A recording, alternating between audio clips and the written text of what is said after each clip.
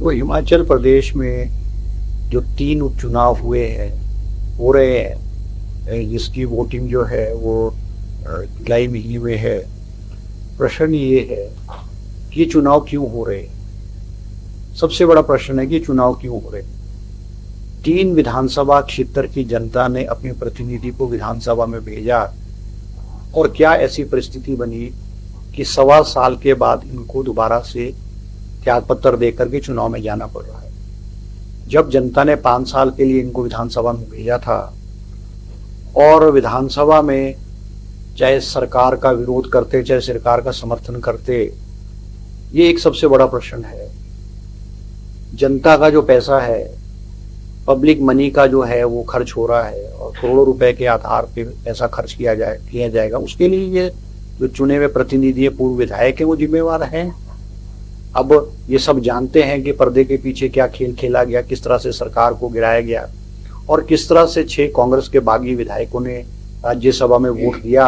और राज्यसभा में वोट देने के बाद जब वो जनता की दरबार में उतरे तो जनता ने 6 के 6 बागी विधायक हैं उनको नकारा है और 6 में से 4 सीटें कांग्रेस पार्टी ने जो है जीती है। ये जो आपकी जो बात है, प्रश्न ये है कि मैं देरा की जनता, नालागढ़ की जनता, हमीरपुर की जनता से पूछना चाहता हूं कि जो ये तीनों प्रत्याशी हैं इनको क्या जरूरत पड़ी, क्योंकि सदन में आना है इन्होंने। सदन में तो पहले आए हुए हैं, ये सदन में दोबारा जनता के दरबार में जाकर के चुनाव लड़ने में क्या मजबूरी है। और जो हम कह रहे हैं कि इन विधायकों द्वारा जो है बहुत बड़ी सौदेबाजी की गई है, पर्दे के पीछे में बहुत बड़ा खेल हुआ है, ये चीज साबित होती है। अगर इन्होंने सरकार का विरोध ही करना है तो सरकार का विरोध तो निर्दलीय रूप में भी कर सकते थे। और आज तो जो प्रदेश की परिस्थिति है, 65 सदस्यों के विधानसभा में आज कांग्रेस के पास जो है वो 38 विधायक हैं। और अगर जनता, इन 3 चुनाव क्षेत्र की जनता इनको भाजपा के प्रत्याशी के रूप में भेजेगी तो मुझे नहीं लगता ये उस क्षेत्र की जनता की ये सेवा, उस क्षेत्र जनता की आवाज और सरकार के साथ विपक्ष में बैठ करके ये तालमेल बैठाकर उस क्षेत्रों को आगे बढ़ा सकेंगे। ये एक बहुत बड़ा प्रश्न है। और हम तीनों चुनाव क्षेत्र की जनता से सबसे पहले ये बात कहेंगे कि आप इनसे पूछिए कि इनको त्याग पत्र देने का क्या कारण है। ये तो बने हुए विधायक थे, निर्दलीय विधायक थे और विधानसभा के अंदर रह करके भी ये विधानसभा में सरकार का विरोध या अपने क्षेत्र की मांगें उठा सकते हैं। हम निश्चित रूप से हम तैयार हैं, कांग्रेस पार्टी तैयार है।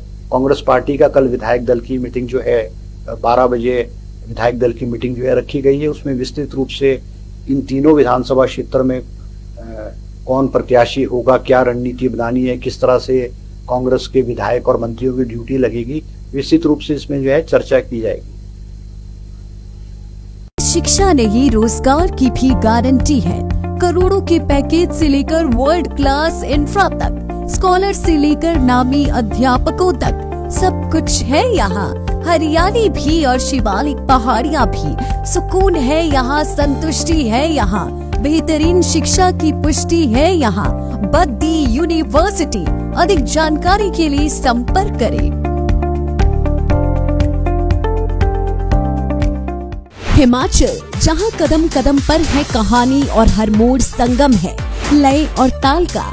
लाइफ टाइम्स टीवी लेकर आई है हिमाचल का सबसे बड़ा dance competition, Himachal dance championship season 2।